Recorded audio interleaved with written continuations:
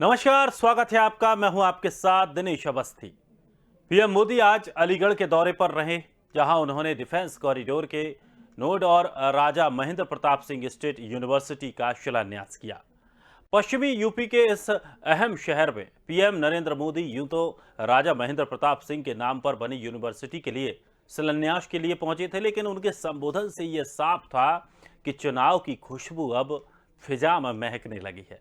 एक तरफ उन्होंने जाट राजा महेंद्र प्रताप सिंह का नाम लिया, तो वहीं चौधरी चरण सिंह की ओर से किसानों के लिए उठाए कदमों का भी जिक्र किया। तो साफ है कि यूनिवर्सिटी के बहाने उनका इशारा जाट मतदाताओं की ओर था, जिसे लेकर यह माना जा रहा है कि किसान आंदोलन के चलते वो भाजपा से छिटक सकता है। प्रतीकों की राजनीति के माहिर कहे जाने वाले पीएम नरेंद्र मोदी ने अलीगढ़ से पूरे पश्चिमी यूपी की नब्ज को पकड़ने का प्रयास किया।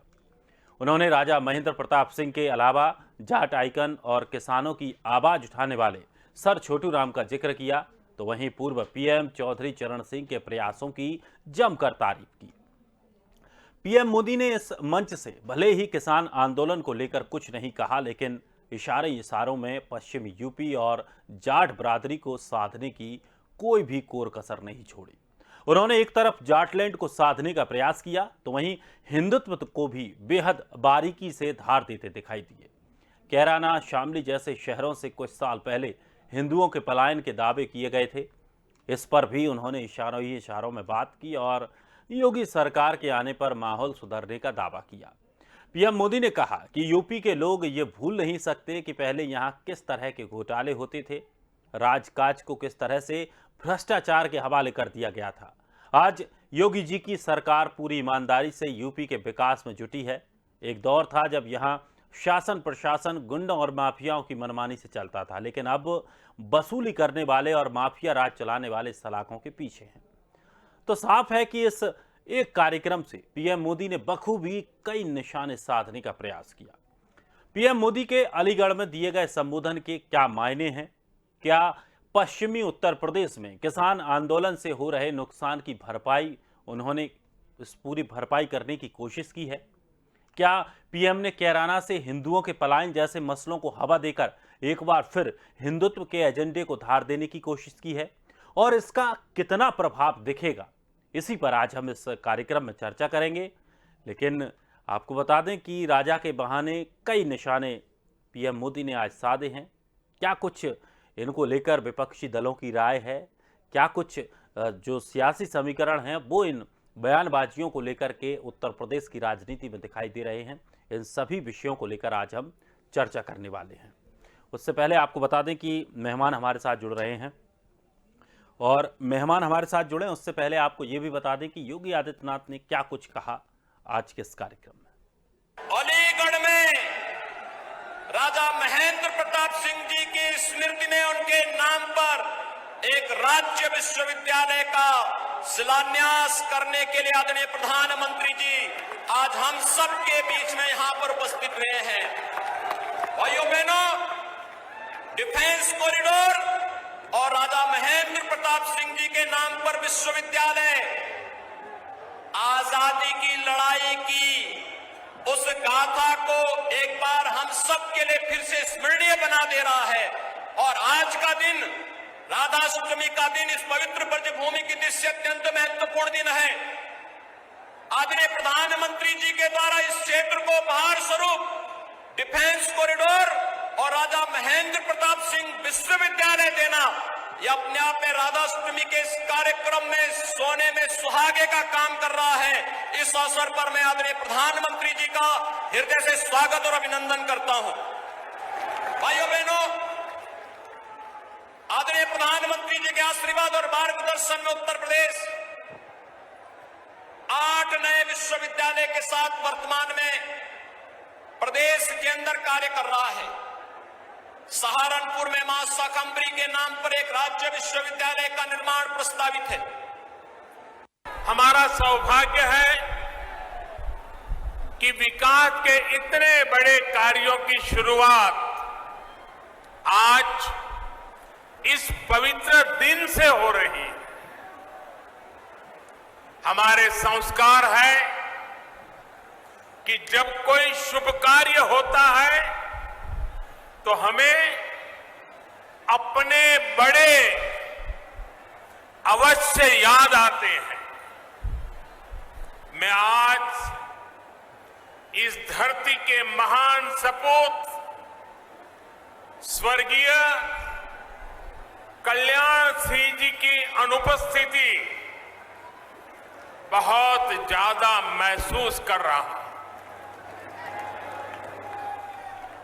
आज कल्याण सिंह जी हमारे साथ होते तो राजा महेंद्र प्रताप सिंह राज्य विश्वविद्यालय और डिफेंस सेक्टर में बन रही अलीगढ़ की नई पहचान को देखकर बहुत खुश हुए होते और उनकी आत्मा जहां भी होगी हमें आशीर्वाद देती होगी। साथियों, भारत का हजारों वर्ष का इतिहास ऐसे राष्ट्रभक्तों से भरा है जिन्होंने समय समय पर भारत को अपने तप और त्याग से दिशा दी है। अलीगढ़ में तो आपने सुना कि किस तरह से लगातार निशाना साधा और जो तमाम बातें कही उससे साफ तौर पर ये स्पष्ट हुआ कि किस तरह से चुनावी समीकरणों को साधने की कोशिश यहां पर की जा रही है। मेहमानों से आपका परिचय करा देता हूं मैं। कृष्ण मोहन पांडे जी, बीजेपी प्रवक्ता, शौकत अली समाजवादी पार्टी से, राजीव उपाध्याय जी बहुजन समाजवादी पार्टी से और मनोज मिश्रा वरिष्ठ पत्रकार। सभी मेहमानों का बहुत बहुत स्वागत है। सबसे पहले मेरा सवाल शौकत अली साहब आपसे है, क्योंकि जो पूरा आज दिन भर का कार्यक्रम रहा उस कार्यक्रम के बाद अखिलेश यादव ने जमकर निशाना साधा है और उन्होंने साफ तौर पर कहा है कि जिस तरह से राजा के नाम से राजनीति कर रहे हैं ये बीजेपी का एक बड़ा ढोंग है। जी, सबसे पहली चीज ये कि देश में महापुरुषों के नाम पर राजनीति होती चली आई है, लेकिन भारतीय जनता पार्टी तो ऐसी राजनीति कर रही है जिसकी आप कल्पना भी नहीं कर सकते। आज किसानों की धरती पे देश के प्रधानमंत्री थे, लेकिन किसानों की एक बार भी चर्चा नहीं की कि पूर्व किसान नेताओं की बात करते रहे। चंद कदमों की दूरी पे, चंद किलोमीटर की दूरी पे किसान धरने पे बैठे हुए हैं। 7-8 माह हो गए धरने पे, 250 से अधिक किसान शहीद हो गए। उन पर चर्चा न करना ये देश का दुर्भाग्य है कि देश का अन्नदाता धरने पे बैठा और उनकी बात भी ना करें देश के प्रधानमंत्री। ये बड़ा अन्याय है देश के किसानों के साथ। आज सियासत करिए आप, जायज है आपका सियासत करना, लेकिन देश का जो अन्नदाता है वो लगातार अपनी मांग कर रहा है कि हमें ये कानून नहीं चाहिए और आप उस पर एक बार भी एक बात ना बोलें, उस पर ध्यान न दें, तो बड़ा दुर्भाग्य है इस देश का कि देश का प्रधानमंत्री अन्नदाताओं की तरफ उनकी तरफ देखे ना और नजर फेर ले। तो अन्नदाताओं के अपमान में इससे ज्यादा और कुछ नहीं हो सकता। अन्नदाता आज बार बार मांग कर रहा है कि ये जो 3 कृषि कानून आपने मुझसे जबरदस्ती लाद दिए हटा दिए जाएं। अब देश के प्रधानमंत्री उनकी तरफ देखे ना, अन्नदाता निराश हुआ है, अन्नदाता इनको जवाब देगा। इसीलिए आज अलीगढ़ की धरती पर उतर के बार बार ये मैसेज देना चाह रहे थे कि पूर्व में जो किसान नेता रहे उन्होंने किसानों के लिए काम किया, लेकिन देश के प्रधानमंत्री से इन भारत के किसानों ने भी उम्मीद लगाई थी, आज उनको निराशा मिली है। चलिए राजीव जी, आप किस तरह से देखते हैं आज का जो पूरा कार्यक्रम रहा? बहुजन समाजवादी पार्टी किस नजरिए से देखती है? जी, ये कोई नया कार्यक्रम नहीं है। चुनाव आया है और चुनाव के दरमियान पैकेज और शिलान्यास ये आप देखते रहेंगे निरंतर। जब तक चुनाव आचार संहिता नहीं लगेगी तब तक माननीय प्रधानमंत्री जी, माननीय योगी जी, मुख्यमंत्री जी इसी तरह के कार्यक्रम करते रहेंगे। 4.5 साल तक जनता को बेवकूफ बनाया और अब 5वें साल में शिलान्यास और अभी तो पैकेज भी मिलेगा। बहुत सारा पैकेज वो पूछ के देते हैं प्रधानमंत्री जी। मंच पे जब चढ़ते हैं तो बोलते हैं बिहार जैसा 2 लाख करोड़ रुपए का, बिहार में भी दिया था 2 लाख करोड़ रुपए का। बताइए आपको 1 लाख करोड़ दे दूं कि 2 लाख करोड़ दे दूं कि 3 लाख करोड़ दे दूं। और प्रधानमंत्री जी की परिहास होती है इस तरह से भाषा बोलने के बाद, और अच्छा नहीं लगता है। जनता कहती है कि देखिए प्रधानमंत्री जी इसी जनता का पैसा, और जब आते हैं मंच पे तो इसी बिहार में आपको याद होगा कि बिहार में जब वो बक्सर या आरा में थे तो बोल रहे थे कि बिहार की जनता बतावे कितना करोड़ दे दूं, 1 लाख दे दूं क्या, 2 लाख दे दूं क्या, 3 लाख दे दूं क्या, इस तरह की भाषा बोले थे तो बिहार में बड़ी इसकी परिहास तौर पे इसकी जो है वो हुआ था। और आज तक बिहार को वो पैकेज आज तक नहीं मिल पाया। वो 1.25 लाख करोड़ रुपए प्रधानमंत्री जी जो कह रहे थे वो आज तक नहीं मिल पाया। तो जनता जानती है, उत्तर प्रदेश की जनता प्रबुद्ध जनता है, चालाक जनता है, बुद्धिमान जनता है, और वो सब कुछ जानती है कि 4.5 वर्षों में जब कुछ नहीं मिला तो 5वें वर्ष के 3 महीने जो बचे हैं, 4 महीने, उसमें क्या मिलेगा, शिलान्यास किया जाए। ये तो पूर्णतः राजनीति है दिनेश जी, ये पूरी जनता जानती है कि आज प्रधानमंत्री जी अगर पूरे उत्तर प्रदेश में दौरा करेंगे और हर जिले में कहेंगे कि मैं एक फैक्ट्री खोल दे रहा हूं, तो जनता को समझ में आएगा कि 4-5वें साल में इस तरह का कार्य होता है और वही चीज हो रहा है, इसमें कुछ नया नहीं है। चलिए, हमारे साथ मनोज मिश्रा जी भी जुड़े हुए हैं, वरिष्ठ पत्रकार हैं, उत्तर प्रदेश की राजनीति को बड़ी बखूबी करीबी से उन्होंने देखा है और उस चीज पर आकलन भी करते हैं। मनोज जी, जिस तरह से जो आज तमाम आरोप लगाए गए और हमने भी जो एक समीकरण तैयार किया कि जाट आंदोलन, जाट जो नेता रहे और जाट की जो वोटर्स हैं वो बीजेपी से पिछड़े हुए हैं, उनको साधने की क्या इसके बहाने कोशिश की गई, क्या इसके बहाने किसानों को भी साधने की कोशिश की गई, और जिस तरह से जो कैराना शामली जो दंगों की बात भी उन्होंने कही, क्या उसकी वजह से जो उनका एक बीजेपी का एक एजेंडा रहा है हिंदुत्व का, क्या उसको भी साधने की कोशिश रही? अवस्थी जी, मुझे लगता है जी कि आपने पूरे इस प्रोग्राम की एक जो मूल सवाल था, आपने उसको कहीं न कहीं समझने की, जानने की या बताने की आप अपने चैनल के माध्यम से कोशिश की। मैं आरोप प्रत्यारोप पर नहीं जाना चाहता हूं, लेकिन जिस मंच पे मोदी होंगे, जिस मंच पे योगी होंगे और चुनावी साल होगा 2022, कितने समय बचे हैं, तो इसको राजनीतिक दृष्टिकोण से और ध्रुवीकरण से बाकी चीजों से नहीं जोड़ा जाए, ऐसा नहीं प्रतीत होता, ऐसा होना भी नहीं चाहिए। जब उस मंच से स्वर्गीय कल्याण सिंह जी का नाम लिया जाना और बहुत सारी चीजों की चर्चा करना, लेकिन महेंद्र प्रताप सिंह के नाम से विश्वविद्यालय की नींव रखना या खुला जाना, थोड़ा उस पर भी चर्चा होना बहुत जरूरी है। महेंद्र प्रताप सिंह जी का अगर आप इतिहास देखिए तो 50 देशों की यात्रा और नोबेल पुरस्कार, अटल बिहारी वाजपेयी को उन्होंने चुनाव हराया था। अगर जिक्र की हम इस मुद्दे की बात कर लें तो बहुत बड़ी शख्सियत थे, स्वतंत्रता संग्राम सेनानी थे, और काबुल में भारत की अंतरिम सरकार उन्होंने बनाई थी जिसके वो राष्ट्रपति थे। तो कई चीजें हैं, जातियों की बात कर लें, हम तो उत्तर प्रदेश की बात कर लें तो 89 के बाद जो बदले परिस्वरूप में क्षेत्रीय पार्टियां उभर के आई, इन्होंने कहीं न कहीं अपने महान पुरुषों का सहारा लिया और उनकी डिलीवरी जनता तक पहुंचाई। हम किसी पार्टी पे, किसी व्यक्ति पे टिप्पणी नहीं करेंगे, लेकिन कोई इस मौके को ना तो चूकता है ना भूलता है, चाहे लोहिया जी हो, चाहे वो मायावती जी के लिए हो, चाहे वो श्यामा प्रसाद मुखर्जी हो, दीनदयाल उपाध्याय हो, या कांग्रेस के बहुत सारे ऐसे लोग रहे।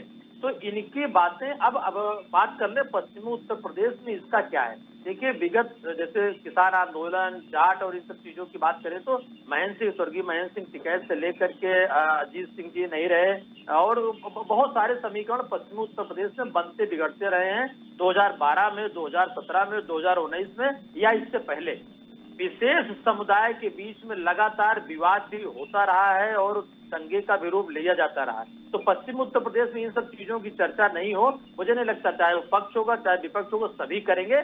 और सबका लक्ष्य कहीं न कहीं 2022 है। 2022 लगभग 32 सालों से अवस्थी जी उत्तर प्रदेश में किसी की भी सरकार की पुनरावृत्ति नहीं हुई है, और 2022 के चुनाव में भारतीय जनता पार्टी पुनरावृत्ति करने के लिए या दोबारा सरकार बनाने के लिए, कारण ये है कि 2022 अगर गड़बड़ हुआ तो 2024 के बारे में प्रश्न चिन्ह 2022 से लग जाएगा।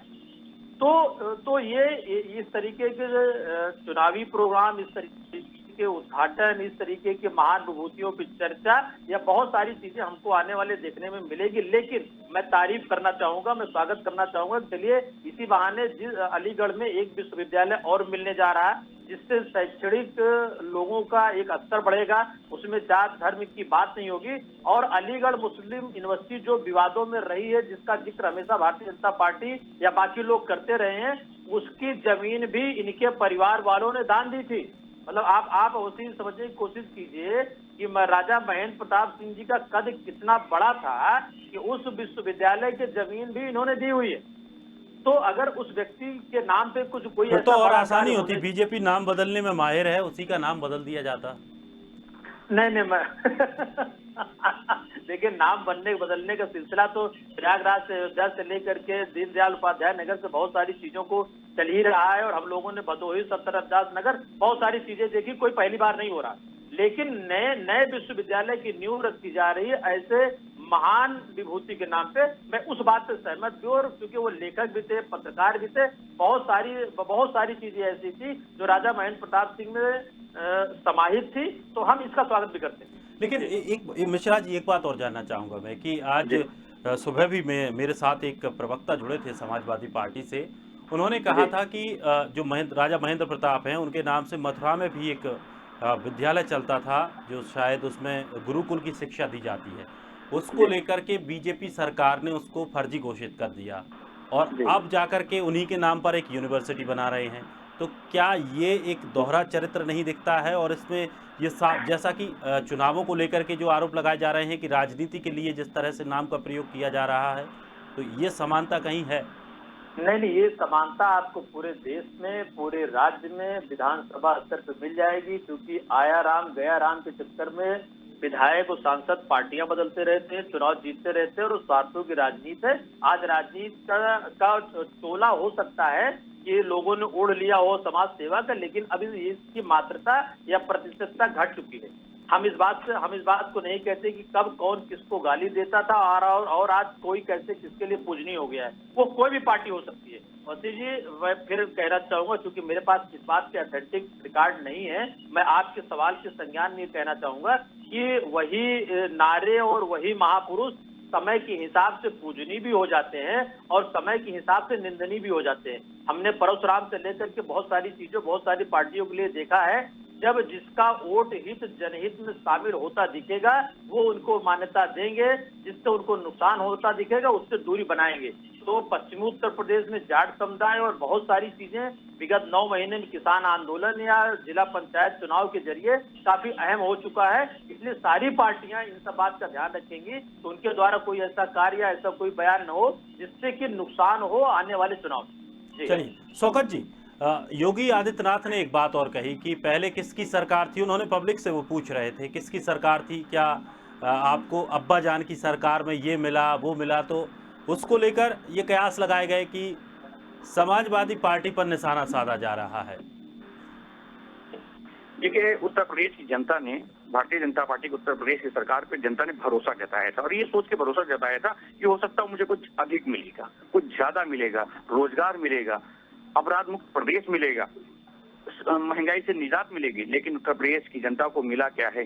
उत्तर प्रदेश की जनता को आप ये बताते रहे कि पूर्व में सरकारें थी, वो क्या करती थी। अरे महाराज, कल्याण सिंह की भी सरकार थी, राजनाथ जी भी सरकार में रहे, तमाम लोग सरकारें चलाकर आए हैं। आप उत्तर प्रदेश की जनता ये सुनने वाली नहीं। 4.5 वर्ष इसलिए, आप 5 वर्ष इसलिए दिए थे उत्तर प्रदेश की जनता ने कि आप कुछ काम करोगे, उत्तर प्रदेश की जनता को राहत देने का काम करोगे। उत्तर प्रदेश की जनता ने इसीलिए आपको कुर्सी पे आश्रित कराया था। लेकिन उत्तर प्रदेश की जनता को आपने दिया क्या?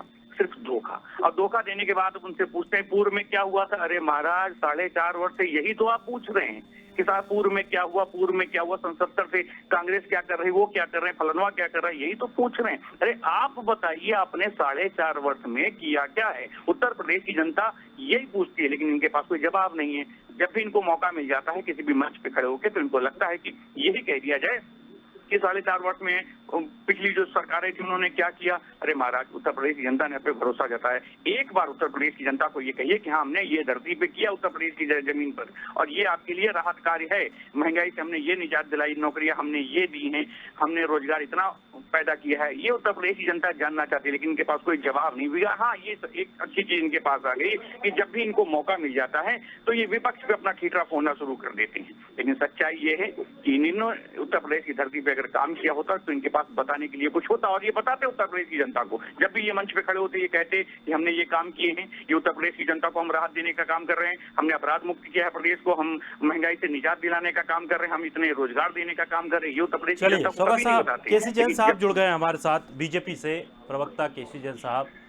जैन साहब, बीजेपी के आज जो कार्यक्रम हुआ अलीगढ़ में, उस कार्यक्रम को लेकर के विपक्ष लगातार निशाना साध रहा है और साफ तौर पर जो यूनिवर्सिटी का जो शिलान्यास किया गया उसको लेकर के ये आरोप लगाया जा रहा है कि बीजेपी ये ढोंग कर रही है। देखिए दिनेश जी, दरअसल जितने भी सर्वे हो रहे हैं और जो सर्वे हुए हैं उत्तर प्रदेश में, उन आंकड़ों से स्पष्ट है कि उत्तर प्रदेश में माननीय योगी आदित्यनाथ जी के नेतृत्व में एक बार फिर से उत्तर प्रदेश की सरकार बनने जा रही है। माननीय मोदी जी पर जनता ने भरोसा जताया है और चाहे केंद्र की योजनाओं को अच्छी तरीके से प्रदेश में लागू करना हो या प्रदेश की जनता के लिए, चाहे किसानों के लिए हो, चाहे युवाओं के लिए हो, चाहे जिस भी वर्ग के लिए हो, हर एक वर्ग के लिए जिस प्रकार से योगी जी ने काम किया है। आप देखिए उत्तर प्रदेश में ही मात्र 47 लाख घर बांटे गए और 47 लाख परिवारों को अगर घर मिला है तो आप सोच सकते हैं कि कितनी बड़ी संख्या में लोगों को आवास मिल गया और उनको राहत मिली। इसी तरीके से किसानों का चाहे 36,000 कर्ज माफ किया गया हो, चाहे अन्य तमाम सारी योजनाएं हो, युवाओं को 4.5 लाख युवाओं को तो डायरेक्ट रोजगार दिया गया, नौकरियां दी गई, तो चाहे पुलिस की भर्ती हो, शिक्षक भर्तियां हों, नर्स और डॉक्टर्स की भर्तियां हों, तो हर तरीके के स्टाफ की भर्ती हो। और लेकिन जिस प्रकार से युवाओं को चाहे मुद्रा बैंक के अंतर्गत लोन दे करके उनको रोजगार उपलब्ध कराया या अन्य तरीके से, तो कुल मिलाकर के उत्तर प्रदेश में एक बार फिर से भारतीय जनता पार्टी की सरकार बनने जा रही है। यही कारण है कि विपक्ष पूर्ण रूप से बिल्कुल तिलमिलाया हुआ। अब आप देखिए कि क्या जो है कोई भी महापुरुष किसी वर्ग विशेष से, जाति विशेष से, धर्म विशेष से बंधा हुआ होता है, क्या किसी पार्टी से बंधा हुआ होता है? अब महेंद्र सिंह की बात लीजिए, अगर वो आजादी से लेकर के और शिक्षा के क्षेत्र में उन्होंने बड़े काम किए तो वो सबके लिए है, सबके लिए महत्वपूर्ण है, भारत देश के एक एक नागरिक के लिए महत्वपूर्ण है। और क्या उनको बिसरा देना चाहिए, भुला देना चाहिए? कोई कहता है कि हम लोहिया के बिल्कुल पुजारी जैन हैं, साहब, कोई कहता है ठुकराया भी नहीं जा सकता, उन्हें भुलाया भी नहीं जा सकता, लेकिन सवाल इसीलिए खड़े होते हैं कि जब एन वक्त चुनाव का आता है तब ही ये याद क्यों आते हैं? हमने देखिए चाहे लोहिया जी हों, चाहे जयप्रकाश जी हों, चाहे सरदार वल्लभ भाई पटेल हों, चाहे महात्मा गांधी जी हों, और चाहे अब आप इनको लेकर के देख लीजिए, तो कुल मिलाकर के हम तो जितने भी महापुरुष सबका सम्मान करते हैं। एपीजे अब्दुल कलाम का नाम किसने प्रस्तावित किया था राष्ट्रपति के लिए? हमने प्रस्तावित किया था, हमारी सरकार थी। और उनका विरोध किसने किया था? इसी कांग्रेस सरकार ने उनका विरोध किया था और उनके सामने प्रत्याशी खड़ा किया था। और अब ये कह रहे हैं कि नहीं वो एपीजे अब्दुल कलाम तो बहुत अच्छे थे और आप मुसलमानों के विरोधी हैं। अरे कहाँ से मुसलमानों के हम विरोधी हैं? हम जो राष्ट्र विरोधी है उसके विरोधी है, हम मुस्लिम विरोधी नहीं है। हम किसी भी जाति वर्ग धर्म का विरोध नहीं करते, लेकिन जो राष्ट्र विरोधी है उसके विरोधी जरूर है भारतीय जनता पार्टी। तो जिन लोगों ने भी देश की आजादी में हिस्सा लिया और भारत देश को आगे बढ़ाने में जिन्होंने काम किया, राष्ट्र को हमेशा जिन्होंने सर्वोच्च पे ले जाने के लिए लगातार काम किया, हम उन सब महान भावों का, महान आत्माओं का सम्मान करते हैं और हम चाहते हैं कि भारत देश का एक एक नागरिक उनके बारे में जाने, आगे आने वाली पीढ़ी उनके बारे में जाने। तो एक विश्वविद्यालय का अगर शिलान्यास माननीय मोदी जी उत्तर प्रदेश में करते हैं महेंद्र सिंह के नाम से, तो इसका तो स्वागत होना चाहिए। किसानों की बात क्यों नहीं करते हैं? किसानों की बात क्यों नहीं करते? रोटियां सेकनी है सबको। जी दिनेश जी, किसानों की बात क्यों नहीं करते हैं? पहले पीएम ने कहा था कि किसान एक फोन कॉल पर दूरी पर हैं, लेकिन वो फोन कॉल भी नहीं पहुंचा। हो सकता है नेटवर्क की प्रॉब्लम हो, बारिश भी हुई थी, मौसम भी खराब था, लेकिन अब जिस तरह से इतने बड़े मंच पर आ रहे हैं, किसानों से संबंधित क्षेत्र है, तो वहां पर कम से कम उनकी चर्चा करनी चाहिए थी।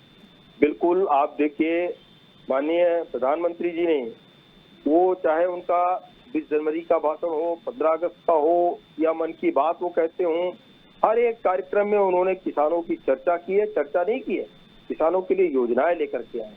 आप देखिए कि जो ये 6,000 रुपए सालाना किसानों के अकाउंट में जा रहा है और इससे अगर जो है 10 करोड़ से ज्यादा किसान लाभान्वित होता है, क्या इस तरीके की योजनाएं पहले नहीं बनाई जा सकती थी?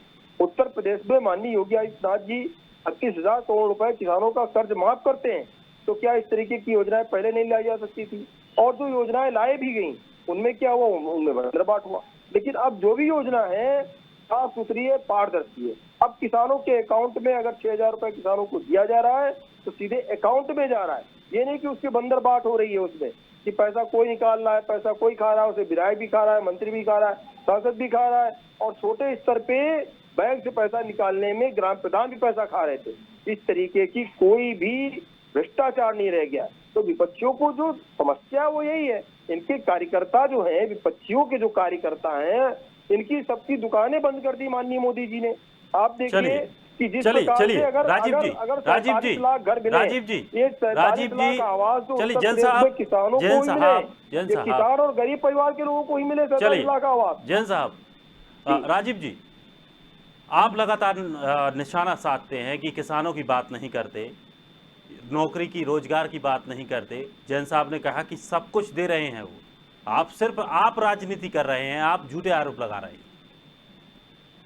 6,000 रुपए महीने, 6,000 रुपए हर साल दिए जा रहे हैं किसानों को। दिनेश जी बिल्कुल सही है, सत्य बात है। 6,000 रुपए भारतीय जनता पार्टी नहीं दे रही है, भारत की सरकार दे रही है और 6,000 किसानों के खाते में पहुंच रहे हैं। लेकिन इसी महीने में धान की फसल जब बुआई हुई थी तो 50,000 रुपया इन्होंने टैक्स ले लिया डीजल के माध्यम से, दुगना करके। तो वो 6,000 किसान तो मर गया अपने उसमें टैक्स में। अगर उसको 40 रुपया यही डीजल मिल जाता तो एक महीने का ये जो 1.5 महीने का ये जो बुआई और जुताई और सिंचाई का काम होता है, ये कहीं हमको लगता है कि डीजल में ही उसको 10,000 20,000 रुपए की बचत हो जाती है इसी किसान को।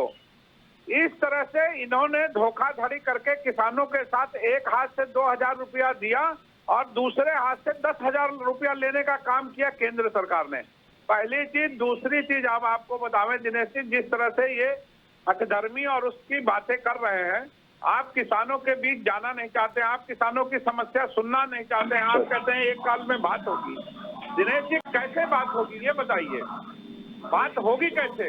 अगर आप किसानों की नहीं सुनेंगे तो किसान आपको इनकी 2022 में नैया डुबाने जा रहा है। इनको अच्छी तरह से आभास है कि 132 से 135 सीटों में इनको पश्चिमी उत्तर प्रदेश और जो जाट और जाटो बाहुल्य इलाका है वहां इनको वोट नहीं मिलने जा रहा है।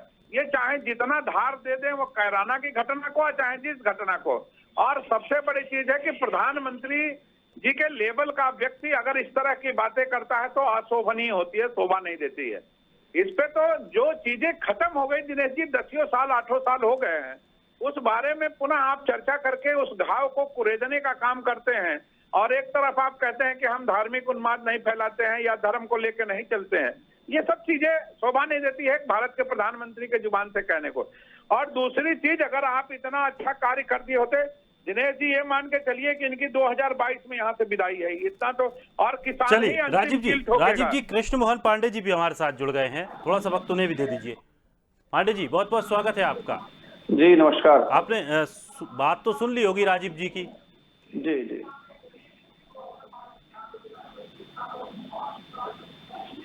पांडे जी सुन रहे हैं, सुन पा रहे हैं। बीजेपी पर आरोप हैं, तमाम आरोप लगाए गए हैं कि हालांकि बीजेपी का कहना है कि किसानों के लिए उसने पैसे भी दिए, 6,000 रुपए वो दे रहे हैं, लेकिन दूसरी तरफ पैसे ले रहे हैं। डीजल महंगा कर दिया, खाद की बोरी का वजन कम कर दिया, महंगाई हर चीज पर बढ़ा दी, तो उन पैसों का फायदा क्या? देखिए मैं आपसे बताना चाहूंगा कि अब विपक्ष के पास कुछ बचा नहीं है। इनकी सरकारें जब थी तो लूट, भ्रष्टाचार, चोरी, छिनैती, डकैती, किसानों के साथ नाना प्रकार की दुर्गति करते रहे ये लोग। और अब जब आज आदरणीय प्रधानमंत्री जी, आदरणीय मुख्यमंत्री जी के नेतृत्व में इतना बेहतर सरकार चल रही है, किसान खुशहाल है, किसान अपनी सारी व्यवस्थाओं को पांडे जी महंगाई है कि नहीं? महंगाई है कि नहीं? इन लोगों को सिवाय आरोप के कुछ दिखता नहीं है। जनता इनके आरोपों का भी जवाब देगी।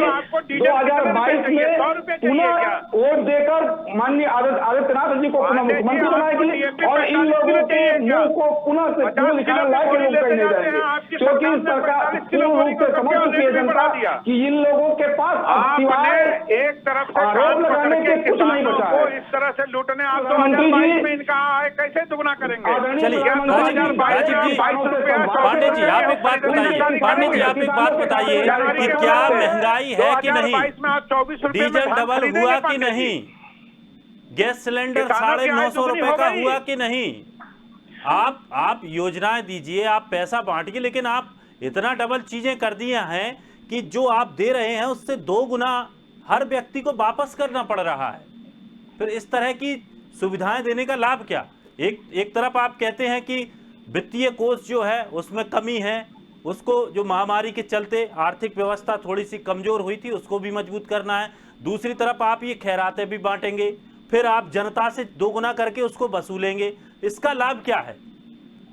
देखिए क्या है कि जब हम किसी भी लोकतांत्रिक देश को चलाते हैं और पूरी इतनी बड़ी व्यवस्था को जब चलाते हैं तो उसके जगह जगह पे अन्य अन्य आयाम है, उनको अपने हिसाब से बात बताइए, आप देश को चला रहे हैं, जितने राष्ट्र की अन्य व्यवस्थाओं को पूर्ण करने के लिए भी हमें कार्य करने होंगे। दिनेश जी, एक सवाल हमारा भी पांडे जी से जरा पूछिएगा। जी। कुछ चीजें जो महंगाई की तरफ बढ़ रही हैं, आपने कहा महंगाई बढ़ी है, आप कांग्रेस की सरकार दिनेश जी, कौन सी ऐसी मजबूरी आ गई थी भारत सरकार को इतनी डमाडोल हो गई थी कि आज पहली बार आजादी के बाद से इनको जब ठीक भारतीय रिजर्व बैंक से पैसा देना पड़ा। पहली चीज, दूसरी चीज, भारत सरकार के जितने उपक्रम थे उनको बेचने का मुझे नहीं लगता कि पांडे जी आपके सवाल को समझ पा रहे होंगे।